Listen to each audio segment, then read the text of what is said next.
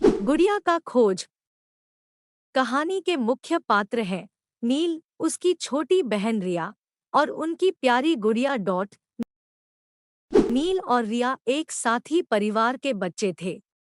उनकी माँ घर में अद्वितीय गुड़ियों की पसंद करती थी और रिया की पसंदीदा गुड़िया थी उसकी साथी, जिसे वह हर जगह ले जाती थी डॉट। एक दिन जब रिया खेल रही थी, उसने अपनी प्यारी गुड़िया को खो देखा। वह बड़ी ही चिंतित हो गई और अपने भाई नील के पास आई।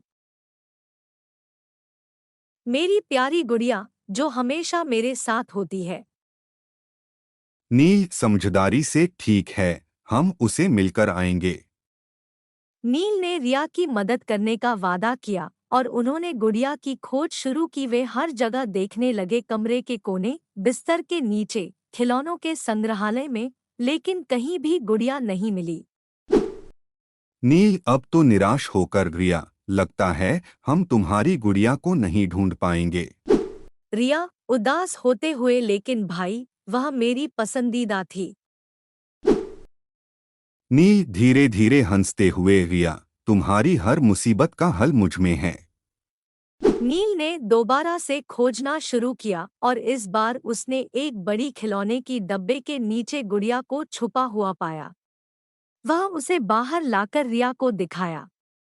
रिया खुश होकर, धन्यवाद भाई, आपने मेरी गुड़िया को मुझे वापस दिला दिया।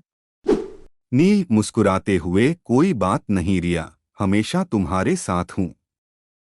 इस घटना के बाद नील ने रिया को सिखाया कि मुश्किलों का सामना करना मिलाजुला होता है और जब हम साथ मिलकर काम करते हैं तो हर समस्या का हल मिल जाता है डॉट। इस कहानी से हमें यह सीखने को मिलता है कि परिवार का साथ हमें हर मुश्किल से निकलने में मदद करता है और हमें अपने प्रियजनों की मदद करना हमारी जिम्मेदारी है। किरण और नील की दोस्ती और मजबूत हो गई। उन्होंने एक दूसरे के साथ सभी सुख दुख साझा किए और एक नए सफर की शुरुआत की थी।